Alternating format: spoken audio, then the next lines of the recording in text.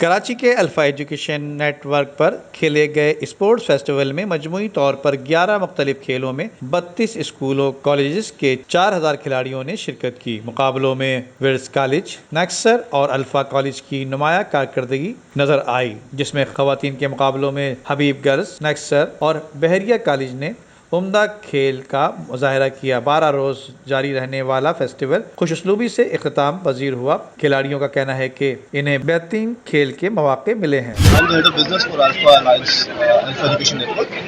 اور جو A S F ہے یہ ہماری پرسٹیج ہے، جو کہ اور یہ گرو کرتا جا رہا ہے۔ Even during the corona virus we were able to hold food for the city.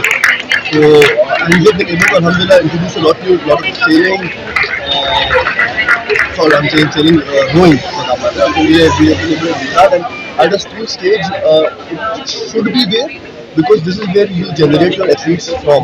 یہ ہمارا ایس ایف جو ہو رہا ہے یہ 5 سال سے ہو رہا ہے، اور اس میں اس سال 5000 بچے یہ کمپلیٹلی مینیجڈ ہوتا ہے ہمارے اسٹوڈنٹ باڈی سے۔ ہم اس کو اوور سے ضرور کرتے ہیں لیکن ہمارے اسٹوڈنٹ باڈیز کو انگیج کرتی ہے، اور یہ ایک اسٹار ایونٹ ہے اس شہر کا جس میں تمام اسپورٹس جو ہمارے اسکول کے جتنے بھی پارٹیسپینٹ اسپورٹس میں حصہ لیتے ہو گیا یا کالج ہو گیا، وہ ایمنس پروموشن کرتے ہیں اسپورٹ کی، اس کو اپنے ہوسٹ کرتے ہیں، فیسلٹیز پرووائڈ کرتے ہیں، اور آپ دیکھ سکتے ہیں کہ فیسلٹیز کتنی ویل مینیجڈ ہے، اور یہ انیبل کرتے ہیں اسٹوڈنٹس کو کہ وہ اپنے فل پوٹینشیل پہ پرفارم کریں۔ الحمدللہ it was a successful event ماشاءاللہ، اینڈ ہم لوگوں نے کراچی کا آلموسٹ سب سے بڑا انٹر اسکول کمپٹیشن جو ہے وہ یہاں پر منعقد کیا ہے، اور الحمدللہ بڑا سکسیزفل ایونٹ تھا، اینڈ انشاءاللہ وی ہوپ کہ ہم اس پہ فیوچر میں اس سے بھی بڑے ایونٹس کریں گے۔